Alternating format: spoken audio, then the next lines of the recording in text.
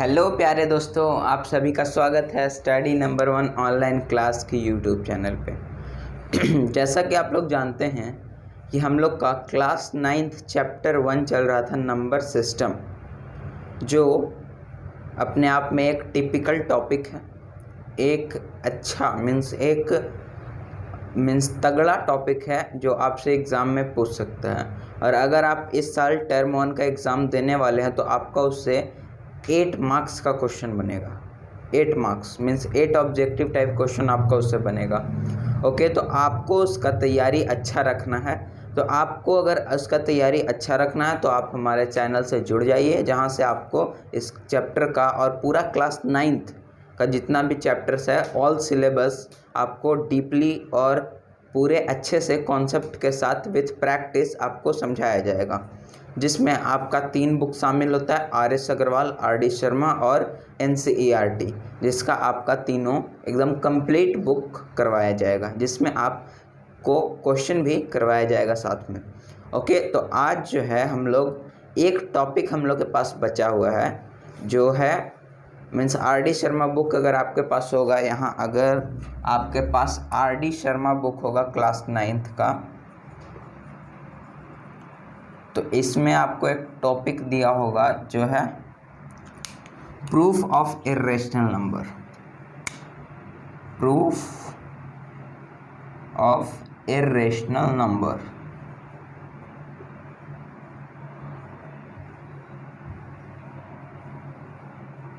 Okay, proof of irrational number. तो इसको हम लोग आज कंप्लीट करेंगे, और इसी के साथ आपका RD शर्मा में जो चैप्टर 1 है, चैप्टर नंबर 1 RD शर्मा में जो है नंबर सिस्टम, वो आपका कंप्लीट हो जाएगा इस टॉपिक के बाद। अब बचा इसके बाद नंबर सिस्टम में आपका 2 चैप्टर RD के अकॉर्डिंग आपका 2 चैप्टर रहेगा। एक हो गया आपका सेट्स एंड एक्सपोनेंट्स, या जिसको कहिए पावर एंड एक्सपोनेंट,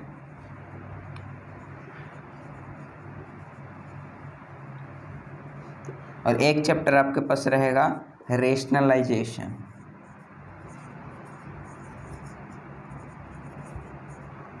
तो ये दोनों जो टॉपिक है वो आपका अप्रोक्स 4 से 5 वीडियो में कंप्लीट हो जाएगा। एकदम ज़्यादा गया तो 6 वीडियोस, उससे ज़्यादा नहीं जाएगा। इतना में आपका जो है चैप्टर ये कंप्लीट हो जाएगा दोनों, और आपका जो है NCERT, RS अग्रवाल और RD शर्मा तीनों के अकॉर्डिंग आपका चैप्टर 1 जो है वो ख़त्म हो जाएगा। इसमें RD में उसका 3 पार्ट है, चैप्टर 1, चैप्टर 2, चैप्टर 3। ओके, तो आपका ये कंप्लीट हो जाएगा। तो आप जो है वो चैनल के साथ जुड़ जाइए, आपको कंप्लीट करवाया जाएगा सारा कुछ। तो आज हम लोग का टॉपिक जो है वो है proof of irrational numbers. Proof of irrational numbers. Proof of irrational number, ये आज का टॉपिक है हमारा, प्रूफ ऑफ इर्रेशनल नंबर। तो इसमें हम लोग को सबसे पहले जानना होगा, हम लोग 2 बात जानते हैं। जो आप लोग स्टूडेंट हैं वो 2 कैटेगरी के स्टूडेंट होंगे। कोई भी स्टूडेंट, चाहे कोई किसी भी चीज़ का तैयारी कर रहा है, स्टूडेंट जो है 2 तरह के होते हैं। एक मानने वाला और एक होता है जानने वाला।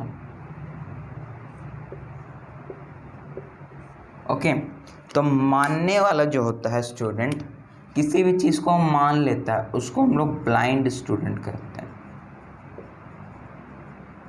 मीन्स फिजिकली ब्लाइंड नहीं, वो जो है एक तरह से ब्लाइंड मीन्स मानने वाला को कोई कुछ नहीं समझा सकता है, उसका कितना भी कर लीजिए वो अपने हरकतों से बाज नहीं आएगा। असली मज़ा जो आता है वो हम लोग को जानने में आता है। मानने वाला स्टूडेंट का कुछ नहीं हो सकता, ये आप लोग अभी लिख लीजिए। आप लोग जो है जानने का कोशिश कीजिए। ओके, तो अभी तक हम लोग क्या पढ़े? अभी तक हम लोग पढ़ें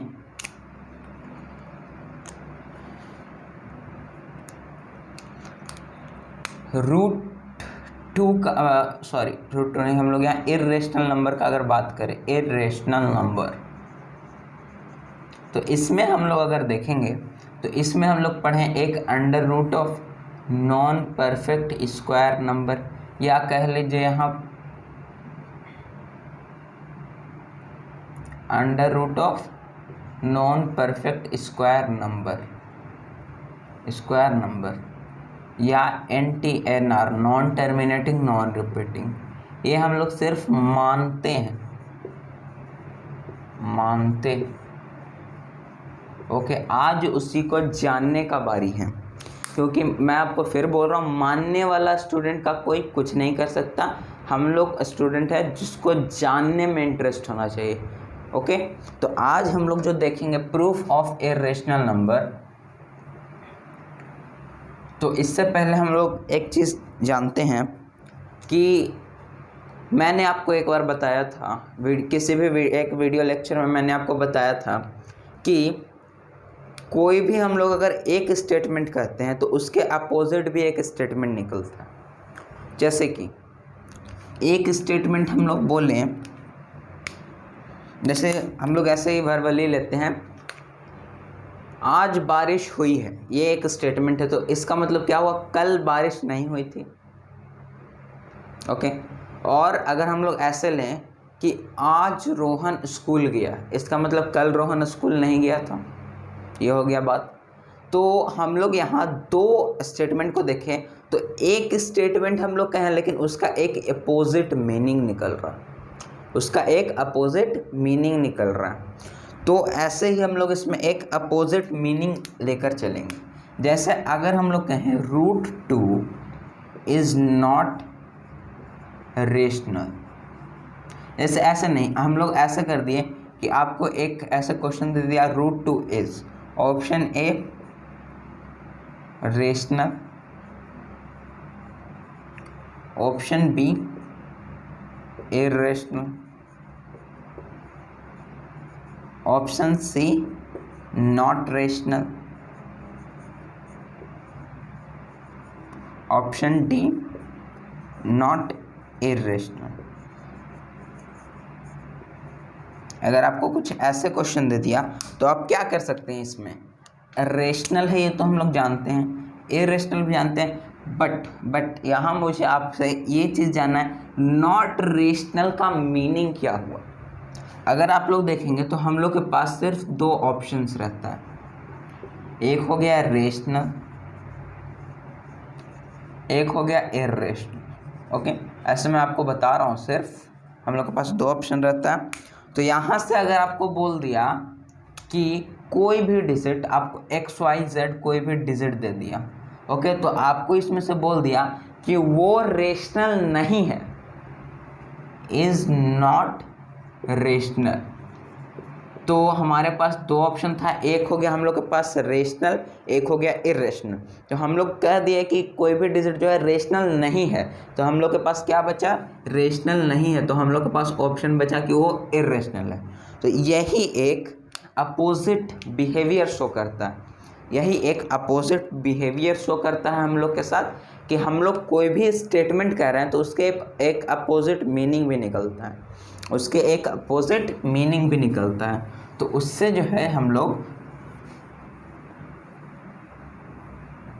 ये स्टेटमेंट निकालते हैं कि कोई भी एक स्टेटमेंट का एक अपोजिट मीनिंग भी रहता है, जो इनडायरेक्ट फॉर्म्स में हम लोग को समझ में आता है। जैसे अगर आपसे कह देगा कि पेंसिल बड़ी नहीं है, मतलब आपके पास कोई भी, जैसे ये मार्कर है, ओके, तो इसमें मैं कह दूंगा मार्कर में इंक नहीं है, ओके, मार्कर में इंक नहीं है, इसका मतलब क्या हुआ कि मार्कर खाली है, ओके, इसका एक अपोजिट मीनिंग निकला, मार्कर में इंक नहीं है, इसका मतलब क्या हुआ, मार्कर खाली है। तो ऐसे ही हम लोग यहाँ अगर देखें तो सबसे पहले आपको, अगर बोर्ड एग्ज़ाम में जब आप लोग जाएंगे या अभी जो 10th में होंगे, उन्हें मिनिमम 2 से 3 मार्क्स का सब्जेक्टिव पेपर अगर हुआ तो 2 से 3 मार्क्स का आपसे प्रूफ डेफिनेटली पूछता है इरेशनल नंबर का, प्रूफ ऑफ इरेशनल नंबर, जिसमें आपसे क्या पूछेगा, √2, √3, हार्डली से हार्डली आपके पास √5 तक जाएगा, इससे ज़्यादा नहीं। लेकिन मैं आपको इससे ज़्यादा करवाऊँगा ताकि अगर आप कोई भी एग्ज़ाम क्वालिफाई करने जाएं तो उसमें आपको कोई भी ऐसा ना लगे कि ये तो हमने पढ़ा ही नहीं, ओके, ये तो हमने जाना ही नहीं, ऐसे आपको कोई नहीं लगना चाहिए। आपको सारा चीज़ यहाँ बताया जाएगा, A to Z means whole syllabus आपको यहाँ करवाया जाएगा। तो यहाँ जो है हम लोग सबसे पहले लिखते हैं पहला क्वेश्चन हम लोग के आज का सेशन का, proof that √2 is an irrational number. ये हम लोग को प्रूफ करना है, ओके। तो हम लोग अभी सिर्फ मान लेते हैं, क्या करते हैं, मान लेते हैं कि √2 जो है रेशनल होगा। देखिए हम लोग के पास प्रूफ करने का 2 मेथड रहता है, ओके। या तो हम लोग जो स्टेटमेंट कहें उसको सही कर देंगे तो वो प्रूफ हो जाएगा, या तो हम उस स्टेटमेंट को मीन्स हम लोग उसका अपोजिट मीनिंग निकाल, जैसे हम लोग के यहाँ क्या करना है, इरेशनल नंबर फाइंड आउट करना है, मतलब इसको प्रूफ करना इरेशनल, तो हम लोग इसको अगर √2 को रेशनल नहीं है ये अगर प्रूफ कर दिए तो ये ऑटोमेटिकली इरेशनल हो जाए। जैसे इसी को अगर हम लोग चाहें तो ऐसे भी लिख सकते हैं, √2 इज़ नॉट रेशनल। √2 जो है वो रेशनल नहीं है, इसका मतलब क्या है, √2 जो है वो अपने आप में एक इरेशनल नंबर है, ओके। तो यहाँ से हम लोग इसी को प्रूफ करेंगे। तो हम लोग अभी मान लेते हैं कि √2 जो है वो एक अपने आप में रेशनल नंबर है। चाहे हम लोग सबसे पहले मानते हैं, let us assume that √2 is rational number, okay.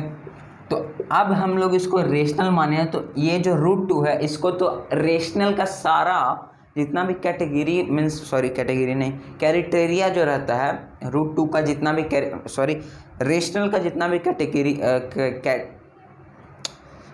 Criteria जो रहता है मीन्स √2 का जितना भी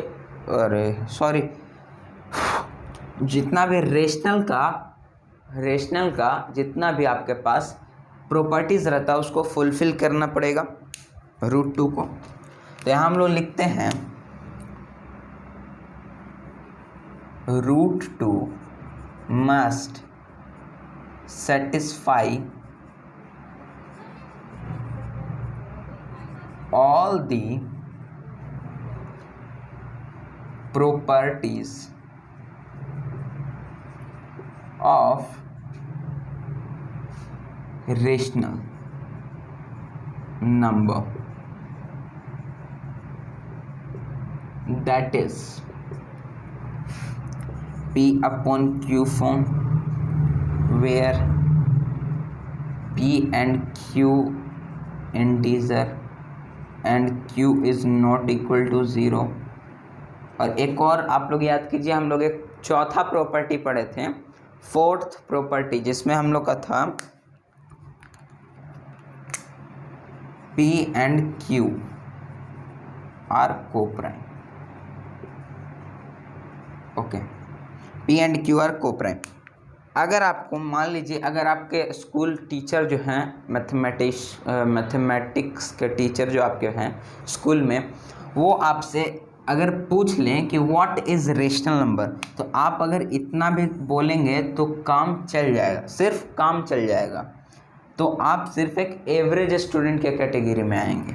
बट आप अगर यहाँ से यहाँ तक पूरा बोलते हैं, मीन्स आप अगर फोर्थ प्रॉपर्टी भी बोलते हैं, तो आपको इसका मतलब रेशनल का एक अच्छा खासा नॉलेज है, ओके। तो आप लोग जो है फोर्थ प्रॉपर्टी भी, अगर आपसे इसका डेफिनेशन पूछा जाता है तो आप फोर्थ प्रॉपर्टी बोलने का कोशिश कीजिए, या अगर रिटन फॉर्म में तो आप इसको लिखने का कोशिश कीजिए फोर्थ प्रॉपर्टी को। ओके, क्योंकि इसी फोर्थ प्रॉपर्टी से हम लोग का ये जो है प्रूफ होगा। तो यहाँ से हम लोग लिख सकते हैं √2 is equal to P/Q। Okay, ऐसे हम लोग लिख दिए। अब हम लोग स्क्वायरिंग करते हैं both side, squaring both side. तो अगर आप यहाँ से स्क्वायरिंग करेंगे तो स्क्वायरिंग का मतलब क्या हुआ, दोनों साइड पावर 2 लगाना, दोनों साइड पावर 2 लगाना। आप ये बात ध्यान रख रहे कि x is equal to y है तो x² इज इक्वल टू भी y² होगा। ओके, मीन्स एक अगर आपके पास स्टेटमेंट इक्वालिटी फॉर्म में दिया है तो दोनों साइड अगर सेम ऑपरेशन अकर हो रहा है, दोनों साइड अगर सेम ऑपरेशन और सेम डिजिट से कुछ भी किया जा रहा है तो दोनों का जो वैल्यू होगा वो इक्वल ही रहेगा, चाहे उसके साथ कुछ भी कर दिया जाए। तो यहाँ से हम लोग इसको लिख सकते हैं 2 is equal to P²/Q²। Okay, √2 का स्क्वायर 2 और इसको हम लोग सेपरेट कर दिए। अब इसके आगे जो है हम लोग लिख सकते हैं P² is equal to 2Q²। P² जो है वो 2Q² के इक्वल है, क्योंकि यहाँ जो है P यहाँ हम लोग के पास Q जो है वो डिवाइड में है, तो जब ये इधर जाएगा तो ये मल्टीप्लाई में हो जाएगा। तो ये जो हो गया, यहाँ से अब हम लोग दो बात लिख सकते हैं। क्या, यहाँ से जो है हम लोग लिख सकते हैं 2 is the factor of P²। तो यहाँ से हम लोग लिख सकते हैं जो 2 है वो P² का फैक्टर, पहला थिंग। और दूसरा, कोई भी नंबर, ये आप लोग ध्यान में रखिएगा, कोई भी नंबर का स्क्वायर अगर उस नंबर से डिविजिबल है तो वो नंबर भी उससे डिविजिबल होगा। Means 2 is the factor of P also.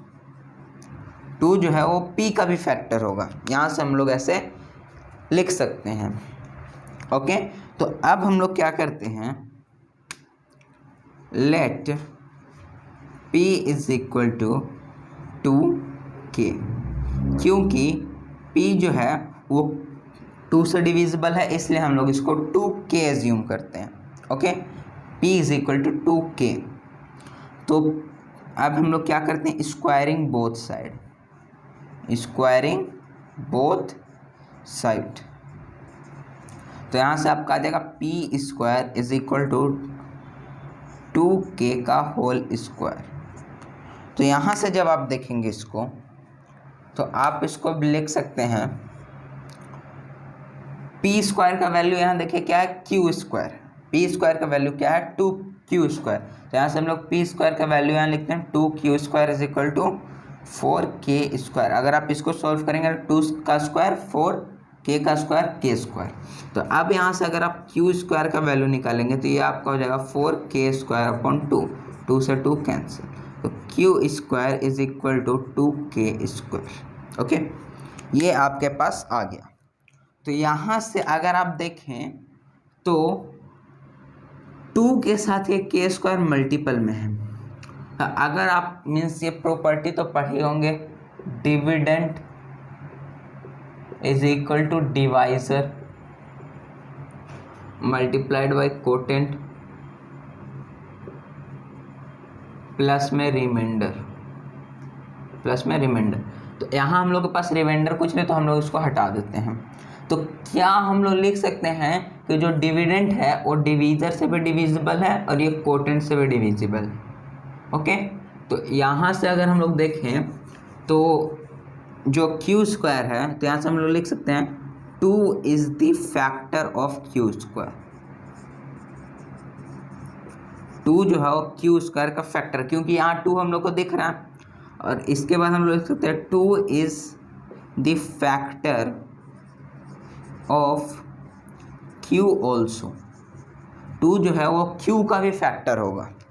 Okay, जैसा कि हम लोग यहाँ देखें तो यहाँ से अब हम लोग क्या कंक्लूजन लिख सकते हैं, तो आपको मैं बस दो स्टेटमेंट यहाँ से दिखाता हूँ। एक स्टेटमेंट आपका हो गया 2 is the factor of P, और यहाँ से आपका हो गया 2 is the factor of Q। ये आपसे दो स्टेटमेंट है आपके पास। तो आप क्या मुझे बता सकते हैं, यहाँ हम लोग के पास फोर्थ प्रॉपर्टी क्या था, P and Q are coprime. Coprime का मतलब HCF इज इक्वल टू 1। जो HCF होगा वो 1 होगा, 2 नंबर का पेयर, कोई भी पेयर का HCF 1 होगा तो वो आपस में कोप्राइम होगा। बट यहाँ अगर हम लोग देखें तो यहाँ तो ये कोप्राइम नहीं हो रहा, क्योंकि 2 से P भी डिविजिबल है और 2 से Q भी डिविजिबल है। तो एक से ज़्यादा मीन्स इसका जो कॉमन फैक्टर होना चाहिए वो एक से ज़्यादा नहीं होना चाहिए अगर कोप्राइम होगा तो। बट ये जो है कोप्राइम नहीं है, यहाँ जो कॉमन फैक्टर है वो एक से ज़्यादा है। कॉमन फैक्टर इसका मीन्स P और Q का यहाँ जो हम लोग का कॉमन फैक्टर हो गया PS3 वो हम लोग का हो गया 1 और 2 भी है। तो ये जो है आपस में P एंड Q कोप्राइम नहीं है, कोप्राइम नहीं है आपस में। तो कोप्राइम नहीं है तो इससे हम लोग क्या लिख सकते हैं, यहाँ पे अगर हम लोग स्टेटमेंट लिखना चाहें तो हम लोग लिख सकते हैं हेंस आवर assumption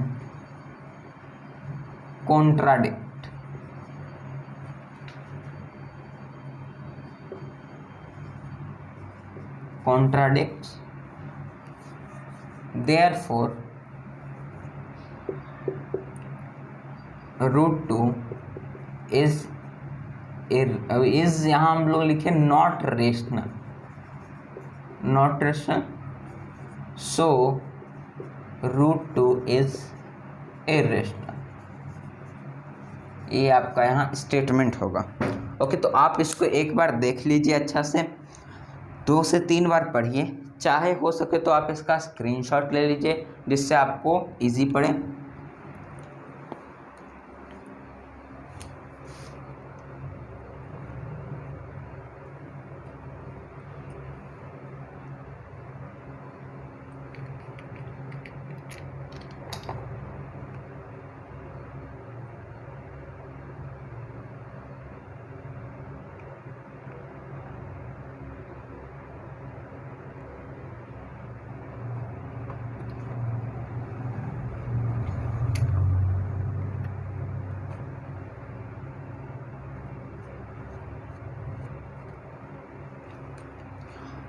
तो अगर आप इसका स्क्रीनशॉट ले लिए हों तो अब हम लोग आगे बढ़ते हैं। अगर हम लोग यहीं √3 अगर कर दें, √2 के बजाय अगर हम लोग √3 कर दें तो क्या हो सकता है, आप लोग में से कोई बता सकता है?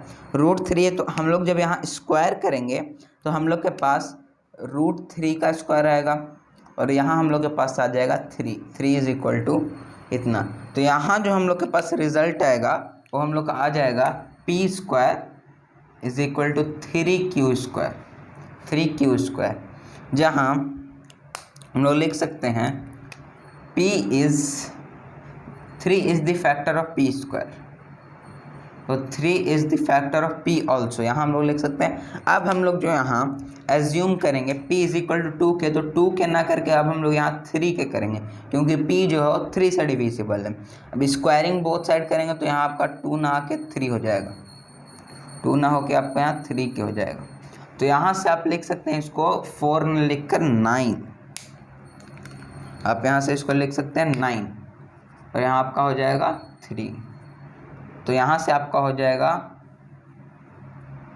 9K² अपॉन 3Q², इससे ये 3 इससे ये कैंसिल 3 टाइम्स, तो आपका यहाँ आ जाएगा 3K²। तो यहाँ हम लोग लिख सकते हैं 3 is the factor of Q², 3 is the factor of Q also. तो यहाँ से हम लोग इसको लिख सकते हैं ऐसे। ओके, अब आप समझिए इसमें क्या हो रहा है, एक्चुअली क्या हो रहा है। हम लोग के पास रेशनल का टोटल 4 प्रॉपर्टीज होता है। क्या क्या, मेरे साथ एक बार दोहराइए, बोलिए साथ में। एक हो गया P/Q फॉर्म, बोलिए P अपॉन Q फॉर्म। एक हो गया where P and Q are integer, where P and Q are integer. एक हो गया Q is not equal to 0 and P and Q must be coprime, और P and Q are coprime. जो P and Q है वो को prime होना चाहिए। तो अगर जैसे आपको एक टास्क दे दिया गया, अगर आपको एक टास्क दे दिया गया 1 2 3 4, आपके पास 4 पीसेस है स्टिक के, आपके पास 4 पीसेस है। ये आपका हो गया स्टिक 1, स्टिक 2, स्टिक 3, स्टिक 4, 1 2 3 4। ध्यान से समझिएगा। तो अगर आप पहला स्टिक, आपको टास्क दिया गया कि आपको ये चारों स्टिक उठा लेना है, मीन्स इसको कलेक्ट कर लेना है। जहाँ पे भी ये है, ये मान लीजिए बिखरा पड़ा है, 1 किलोमीटर के रेंज में ये बिखरा पड़ा है, तो आपको इसको कहीं से भी कलेक्ट कर लेना है। ओके, कलेक्ट कर लेना है। या आप स्टिक छोड़ दीजिए, आपके पास ये नोट कॉपी का 4 पेजेस है। ये आपके पास एक नोट कॉपी है, ओके, एक, और इसी नोट कॉपी का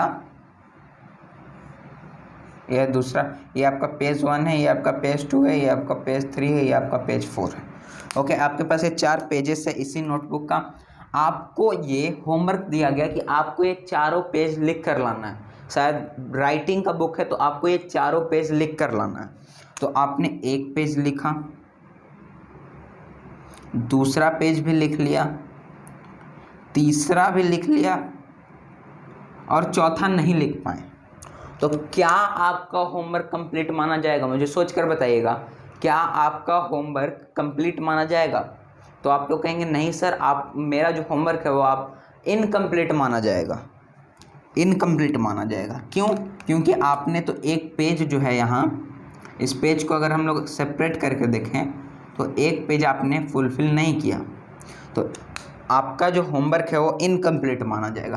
तो इसी से अगर हम लोग देखें, जो मीन्स रूट 2 है, इसको चारों एस्पेक्ट्स को फुलफिल करना पड़ता है, मीन्स चारों प्रॉपर्टीज़ को फुलफिल करना होगा अगर इसको रेशनल प्रूफ करना है। तो यहाँ रूट 3 है, रूट 3 को अगर रेशनल प्रूफ करना है तो इसको चारों जो है प्रॉपर्टी फुलफिल करना होगा। ये प्रॉपर्टी फुलफिल कर रहा है, इस प्रॉपर्टी को आप लोग जानते हैं कि Q और P जो है उसको इंटीजर होना चाहिए, लेकिन हम लोग यहाँ मान लेते हैं कि इरेशनल है, एक टाइम के लिए इंटीजर है। मान लेते हैं इरेशनल जो है एक टाइम के लिए इंटीजर है,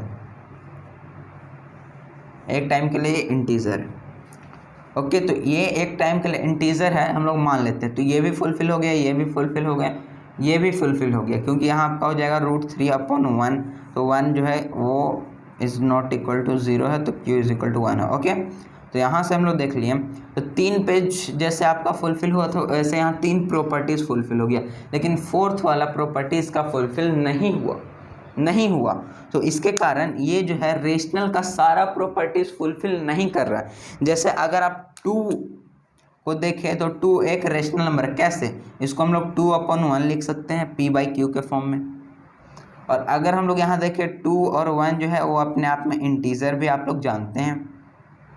ओके, और अगर हम लोग देखें Q जो है 0 के इक्वल नहीं है, और दोनों क्या को प्राइम है, दोनों को प्राइम है, दोनों का HCF जो है वो 1 आ रहा है, आप लोग चेक कर सकते हैं। तो ये चारों प्रॉपर्टीज फुलफिल कर रहा है, इसलिए जो 2 है वो आपका रेशनल होता है।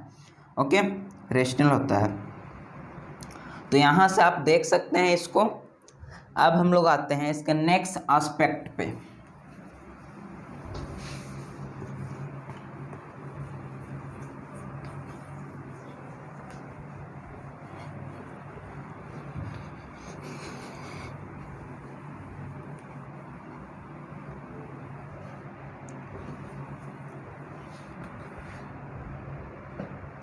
अगर आप लोग देखें इसका नेक्स्ट एस्पेक्ट ये है, जस्ट अ सेकेंड। ओके, तो इसका हम लोग नेक्स्ट एस्पेक्ट देखते हैं, जो है प्रूव दैट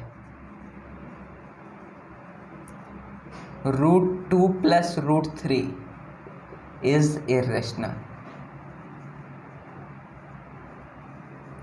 ये जो क्वेश्चन है वो आपके एग्ज़ाम में नहीं आएगा। बाई चांस अगर ऐसा हुआ कि आपका पेपर टफ रहे तब ये क्वेश्चन आ सकता है, 2 से 3 मार्क्स का आएगा। जैसे कि आपका इसका 2 क्वेश्चन आता है, अप्रोक्स 2 क्वेश्चन आता है ऐसा करके। तो आपको इसको कैसे करना है, आपको क्या करना है कि इसको रेशनल मान लेना है और आपको आखिर में जाके क्या करना है कि उसको गलत साबित कर देना है कि ये रेशनल नहीं है। तो रेशनल नहीं होगा तो क्या होगा, ये अपने आप में इरेशनल होगा। तो अगर हम लोग देखें तो यहाँ हम लोग लिखते हैं let us assume that √2 plus √3 is rational. Okay, √2 and √3 is rational. तो आपको यहाँ लिखना होगा let q is the variable that is rational।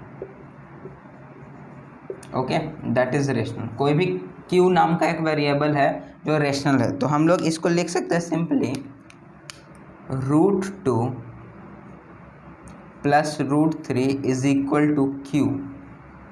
Means हम लोग इसको लिख सकते हैं let q is the variable that is rational and equal to √2 plus √3। Okay, ऐसा कुछ। तो q यहाँ से आपका हो गया। तो अगर आप देखें तो √2 प्लस √3 का अगर हम लोग स्क्वायर करें तो इधर q का भी स्क्वायर हो जाएगा। ध्यान से सोचिएगा, दोनों साइड स्क्वायर करने से कोई फ़र्क नहीं पड़ेगा।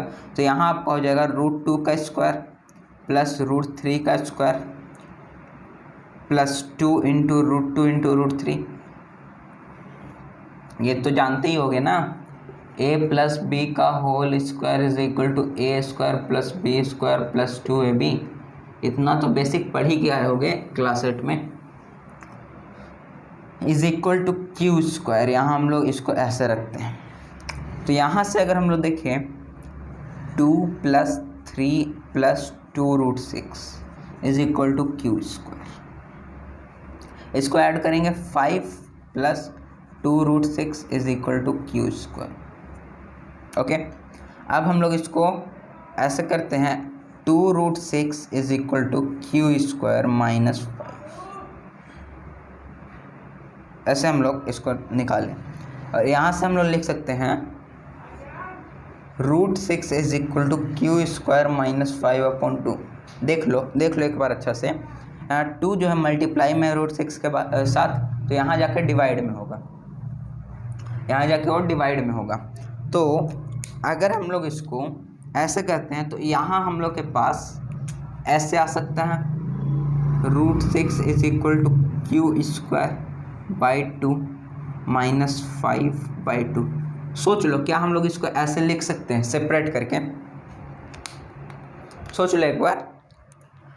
अब हम लोग यहाँ से क्या लिखते हैं, Q square upon 2 is rational because square of any rational is always rational and it fulfill all the properties of rationals। okay, क्यों यहाँ ना लिखे, यहाँ of rationals.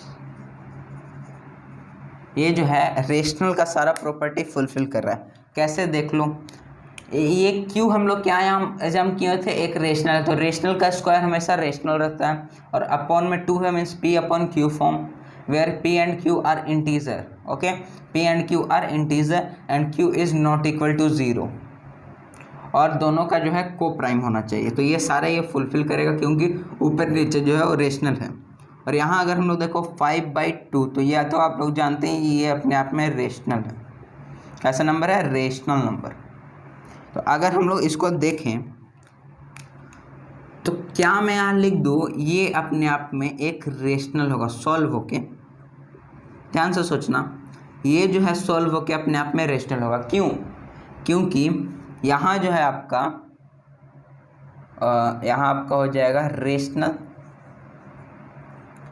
Subtracted by rational. ये अपने आप में क्या है? ये जो है अपने आप में एक रेशनल है, रेशनल, और ये भी अपने आप में क्या है? रेशनल। तो रेशनल में से रेशनल सब्ट्रैक्ट होगा तो वो रेशनल ही देगा ना। सोच लो एक बार, जब इसमें इर्रेशनल का जिक्र ही नहीं है तो इर्रेशनल आएगा ही नहीं। Rational subtracted by rational is equal to rational. ये हो गया।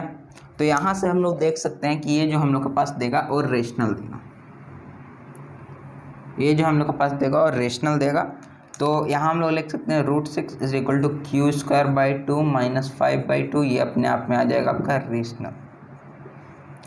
अब यहाँ से आपको एक प्रोसेस करना पड़ेगा। क्या? जैसे हम लोग पहले प्रूफ कर रहे थे √2 और √3 को कि वो इर्रेशनल है, इसको भी आपको फर्स्ट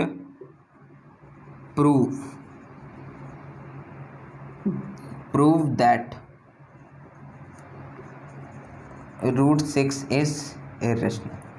आपको ये काम करना, मैं यहाँ आपको करके नहीं दिखाऊंगा क्योंकि उसमें टाइम ज़्यादा जाएगा, हम लोग उसको कर चुके हैं पहले। तो आपको ये प्रूफ करना होगा, तो आपका ये इर्रेशनल आ जाएगा। तो यहाँ से हम लोग लिख सकते हैं irrational is not equal to rational. Okay, क्योंकि ये सॉल्व होके हम लोग के पास रेशनल देगा, ये हम लोग को पता है इर्रेशनल है, नहीं तो आपको प्रूफ करना पड़ेगा कि ये इर्रेशनल है। तो ऐसे अगर आप देखें तो इर्रेशनल जो है वो रेशनल के इक्वल नहीं हो सकता है। इससे हम लोग क्या कर सकते हैं कि ये जो है वो रेशनल नहीं है। ये जो है √2 + √3 इज नॉट रेशनल। तो क्या होगा? √2 + √3 इज इर्रेशनल। ये तो इतना तो आप लोग पता आप कर ही सकते हैं। तो यहाँ से आपको एक स्टेटमेंट भी लिखना होगा, हेंस our assumption contradicts।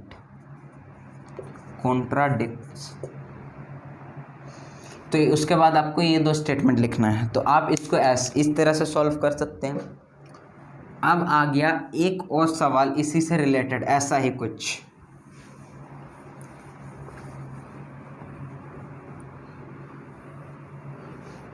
यहाँ से अब आपसे पूछ दिया, क्वेश्चन जो है आपसे ये आस्क कर रहा है, आपसे ये डिमांड कर रहा है कि प्रूफ करो, प्रूफ दैट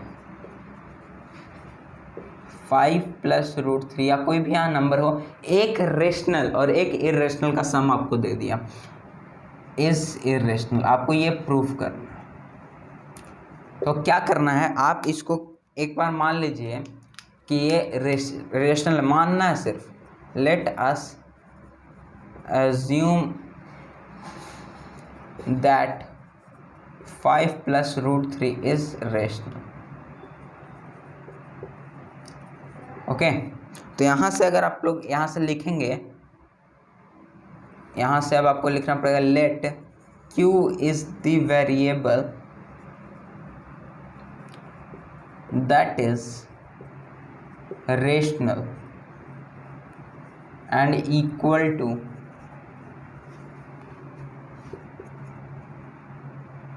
5 + √3। ओके, तो आपको ऐसे लिखना पड़ेगा।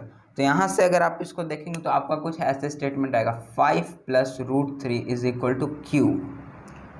अब आपको क्या करना है, यहाँ आपको सिर्फ ये ध्यान रखना है कि आपके जो LHS साइड पे आपका सिर्फ इर्रेशनल रहना चाहिए। आपको यह ध्यान रखना है, तभी आपका कोई भी प्रूफ होगा इससे। तो आपको अब क्या करना है, √3 इज इक्वल टू Q - 5, ऐसे हम लोग लिख सकते हैं इसको। तो अब आपको यहाँ से फिर वही काम करना होगा। First prove that √3 is irrational. आपको ये प्रूव करना पड़ेगा, मैं यहाँ नहीं करवाऊँगा क्योंकि मैं भी करवा चुका हूँ। तो आपको ये प्रूव करना पड़ेगा कि ये अपने आप में इरेशनल है। तो अब आप यहाँ से क्या लिख सकते हैं, और ये जब आप सॉल्व करेंगे तो ये क्या क्यू अपने आप में हम लोग क्या एज्यूम किया, रेशनल, और जो 5 है ये अपने आप में आप लोग जानते हैं रेशनल है। तो रेशनल जब रेशनल से सब्ट्रैक्ट होगा तो हम लोग को क्या देगा, वो हम लोग को देगा रेशनल। ये जो है रेशनल है, इतना हम लोग रेशनल, और इधर हम लोग जब सॉल्व करके लाएंगे तो ये हम लोग का हो जाएगा irrational.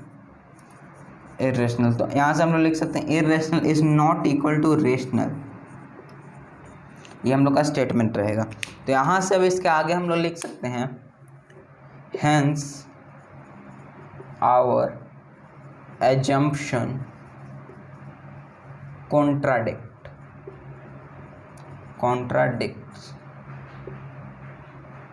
5 plus root 3 is not rational।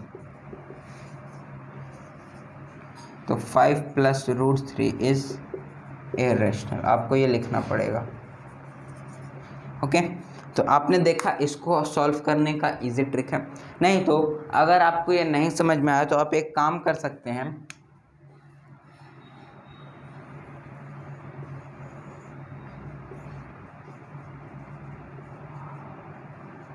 Practice कर सकते हैं।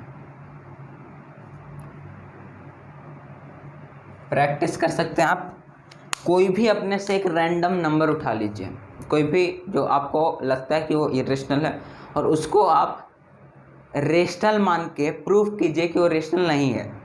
मीन्स आप जो स्टेटमेंट माने उसको आप रॉन्ग कर दीजिए, तो आपका इरेशनल आगे आप इसे प्रैक्टिस कर सकते हैं। ओके, तो आपको ये बोर्ड एग्जाम में पूछ सकता है 2 से 3 मार्क्स का, नहीं तो कोई भी अगर आप जनरल कंपटीशन जो सब्जेक्टिव कंटेन करता है उसमें भी आपसे ये क्वेश्चन आसानी से पूछ सकता है। अगर आपको थोड़ा भी नॉलेज होगा तो आप इसके बारे में बना देंगे। अब इतना अगर हम लोग का कंप्लीट हो गया तो अब हम लोग के पास एक लास्ट टॉपिक बचा,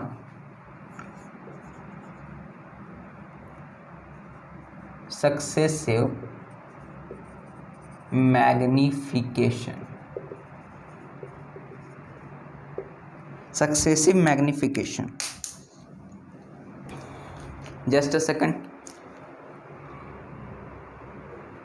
तो हम लोग के पास एक टॉपिक बचा सक्सेसिव मैग्निफिकेशन। अगर हम लोग इसको देखें तो एक नंबर लाइन पे हम लोग को रिप्रेजेंट करना रहता है डेसिमल फॉर्म को। जैसे आपको दे दिया 2.666 मीन्स ऐसे आपको 6 पे बार दे दिया, आपको इसको रिप्रेजेंट करना है टिल 4 डेसिमल पॉइंट। आपको 4 डेसिमल पॉइंट्स तक इसको रिप्रेजेंट करना। तो आप यहाँ से क्या कीजिएगा, पहले 0 1 2 3 यहाँ आप मान लीजिए। तो यहाँ आप लोग देखेंगे कि ये जो पॉइंट है वो आपका 2 से बड़ा है और 3 से छोटा है, तो ये 2 और 3 के बीच में आएगा। ये जो पॉइंट है आपका 2 और 3 के बीच में आएगा। तो आपको इसको क्या करना पड़ेगा, आपको इसको 10 पार्ट्स में डिवाइड करना पड़ेगा। जैसे यहाँ 1 2 3 4 5 6 7 8 9, ये हो गया आपका 10th जो हो गया आपका 1। तो आप इसको डिवाइड कर लिए ऐसे। अब आपको इस यहाँ करना पड़ेगा 1 2 3 4 5 6 7 8 9, ये हो गया आपका 10। 1 2 3 4 5 6 7 8 9, ये हो गया आपका 10। तो आपको इसमें से 2.6 सर्च करना है, 1 2 3 4 5 6। तो आपका यहाँ पे हो जाएगा ये वाला पॉइंट जो हो जाएगा आपका 2.6 हो जाएगा। अब आपको क्या करना है, मीन्स आपको यहाँ 2.6666 इतना तक आपको रिप्रेजेंट करना है, क्योंकि ये 4 डेसिमल पॉइंट है।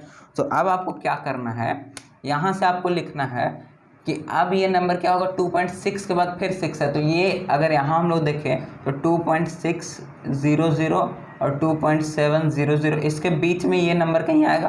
तो आपको यहाँ से एक ऐसे लाइन ड्रॉ करना है, यहाँ से आपको इस पॉइंट से एक ऐसे लाइन ड्रॉ करना है।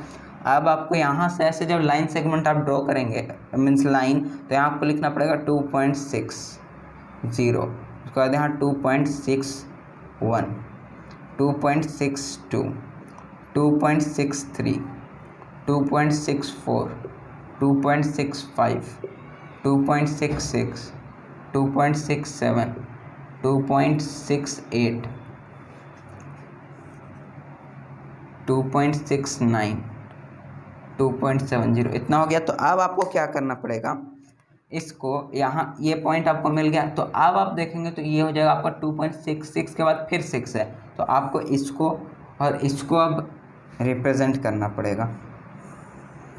ऐसे हो गया आपका 2.660, 2.661, 2.662, 2.663, 2.664, 2.665, 2.666, 2.667, 2.668, 2.669, 2.700, 670 ओके, ये आपका हो गया। तो इसमें आप देखेंगे कि ये पॉइंट जो है हम लोग को मिल रहा है। तो अब इसके बाद एक और 6 है, तो आपको यहाँ से इस दोनों पॉइंट को बड़ा करके लिखना होगा, इस पॉइंट को। ओके, तो आपको यहाँ क्या करना पड़ेगा, इसको जब आप ऐसे लाइन ड्रॉ करेंगे तो यहाँ आपको लिखना होगा 2.6660, 2.6661, 2.6662, 2.6663, 2.6664, 2.6665, 2.6666, 2.6667, 2.6668, 2.6669, 2.6670 ओके, ये आपके पास हो गया। तो आप यहाँ पे जाके जब देखेंगे तो आपका ये नंबर जो है रिप्रेजेंट हो गया। बस आपको यही करना रहता है सक्सेसिव मैग्नीफिकेशन में। आप यहाँ से देख सकते हैं मैग्नीफिकेशन मीन्स होता है to be magnified, means magnified.